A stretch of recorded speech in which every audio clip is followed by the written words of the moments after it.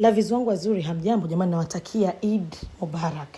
Kama mnavyoona hapo tuko na moyo na maini, na huu ni msimu wa kuchinja tu. So sema huna recipe ya chakula cha asubuhi, sawa? Maini yako yakisha toa maji yamekauka yenyewe kama mafuta kama nilivyoweka mimi, weka kitunguu kingi sana. Koroga kama ninavyokoroga hapo. Useme dida sikiliza mpaka mwisho. Baada ya kitunguu chako umeona kimeshaiva, sasa utaweka beef masala kutoka kwa Simba Mbili. Yaani ukiweka hii haina haja sijui utie udambu gani wala utie nini. Umeshamaliza.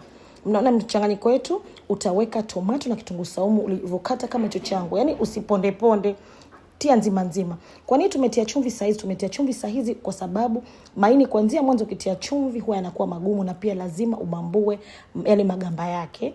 Pilipili sio lazima, tomato paste sio lazima. Ndimu lazima kwa sababu ya chachu kama kawaida. Maini yako yakisha kuwa kama hivi, unaweza kula kwa chapati na viazi vya rojo kwa chai ya maziwa na mkate wa mayai kwa kando. Umemaliza.